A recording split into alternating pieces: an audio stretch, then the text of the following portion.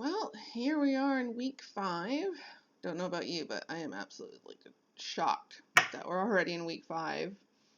Seems like we've barely started, but at the same time, it seems like we've been doing this for absolutely forever. So, just interesting, I guess. Last week I went through, graded all your mini essays. Some of you did phenomenal on those. I was so impressed, so happy with how well some of you did. A lot of you, most of you did very, very well. And most of you did get in the actual essay structure. Later today, I will have a video up that will go over, if you got an A, this is what I saw. If you got a B, this is what I saw. If you got a C, this is what I saw, and this is why, and how you lost points. All right, so also, I read every single note you guys wrote to me. Loved them.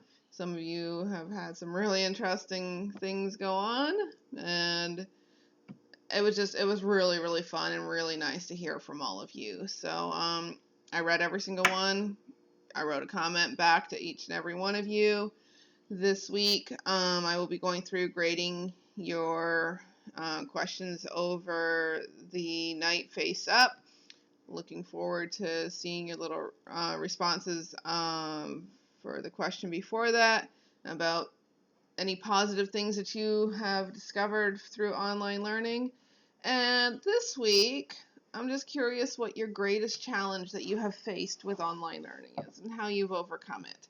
And honestly, I'm just going to keep adding these in at the beginning of each week's assignment. Sorry if you don't like doing them. It gives me a way to still connect with you and still feel like I'm actually having a conversation with you. So that's why I'm just going to throw those in there. And I'm not looking for, pages and pages and pages. Just a quick little response, and we're good. So that was for this week's question, the challenges you have faced. Part 2 of this week. We're going to go back to writing this week. We're kind of, like I said, we're going to jump between reading and writing. So this week you have so much freedom. You just get to be creative. You get to be free. You get to just enjoy what English can be. All right. Once again, it's one of these lovely things. We don't have FSA looming over us, so we get a little bit more freedom in what we can do. And all I'm looking for is you to write minimum 3/4 of a page to a page in any style you want. And honestly, about anything you want. All right, you can write journal entries. You can write a short story, a poem, a nonfiction account of something that happened, a newspaper article. Anything. Whatever strikes your fancy, just go ahead and write. I have here a bunch of ideas of either sentence starters, or you could kind of use it as a brief summary of what you're going to write. Use these ideas to help you get started. If you don't like any of these ideas or none of them really kind of get you thinking about anything you want to write about, then by all means, jump on Google, type in story starters, and you will find thousands and thousands and thousands of ideas of what a story could be about. So if you're having trouble with an idea, just hop on Google and see what you can find. So, like one example here, a child is kidnapped, outraged, the monster's under his bed in the closet, vow to find him. So you could just, write a short story about how the monsters jump out and start going on this big, huge quest to find their child that they belong to. I will be looking, when I grade this, I'm going to be looking for, is it long enough? Did you put effort into it? Because something like this is really, really easy to tell whether you just, typed it out in 5 minutes right before the due date because you went, oh yeah, it's due, or if you actually put some effort in it. Even with effort, though, honestly, this should not take you very long at all.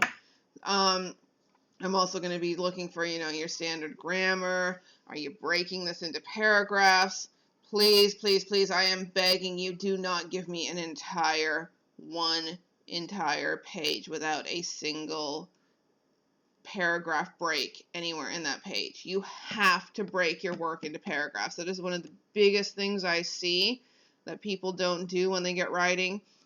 anytime you change to a new topic, you shift what you're talking about, there's a change, there's a pause, or it just seems like it's been a long time since there's been a break, make a new paragraph. All right, I'm going to be looking for punctuation, grammar, just good writing. Looking for those skills that you have. I'm not going to be looking for anything that we haven't talked about or anything beyond what we've done in class, but I am going to be looking for good writing skills. So yeah, that's this week. I really, really hope that you all take this opportunity to have fun, try something different, be creative, and just type some kind of story, some kind of something. And I will tell you, I am so excited to read what you guys are going to come up with, because you guys are so creative. You got so many great ideas, and I cannot wait to read all your stories or articles or poems or whatever it is that you write. Keep emailing me. Keep in contact if you have any questions. I will have your week 4 assignments graded by the end of this week. Your interims are going to be posted. My grades are due Tuesday, so I think either Tuesday evening or Wednesday they'll be available for you to see. Remember, interims just a snapshot of where you are at this point in the 9 weeks, and you still got plenty of time. Get your grades where you want them to be, and to get done what you need to get done. So everybody have a wonderful week, and email me if you have any questions or concerns.